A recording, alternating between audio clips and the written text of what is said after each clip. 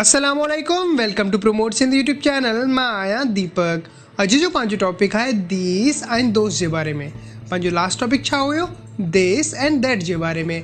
अॼु जो topic last topic सां रिलेटेड आहे। ठीकु आहे, हाणे मां तव्हांखे ॿुधायां त दीस एंड दोस्त छा लाइ यूज़ थींदो आहे। जीअं त मां तव्हांखे लास्ट वीडियो में ॿुधायो हुयो दिस एंड दैट जे बारे में। हाणे जेका दिस हुयो उहो सिंगुलर फॉर्म हुई, हिन जी जेका प्लूरल फॉर्म थींदी उहो थींदी दीस।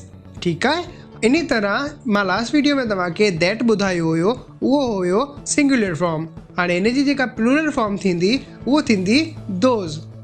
मां थोरो डिटेल में ॿुधायां त जेका दीज़ आहे उहो हिक खां वधीक शयुनि लाइ यूज़ थींदो आहे ऐं जेका शइ वेझी हूंदी आहे उन लाइ यूज़ थींदो आहे।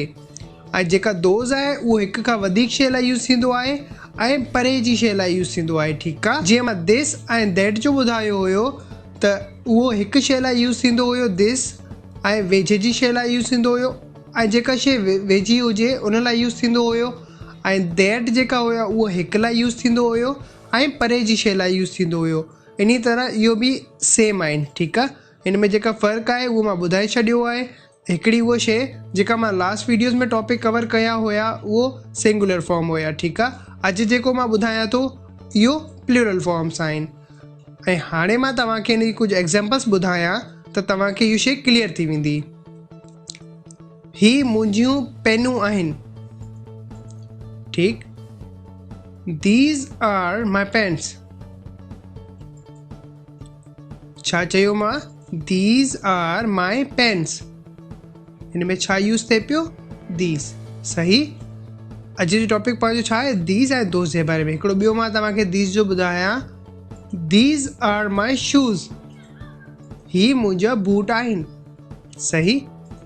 अगरि इहो ई मां दोस्त जो सेंटेंस ॿुधायां जेका परे हुजे शइ उन लाइ, हू मुंहिंजा दुकान आहिनि। Those are my shops।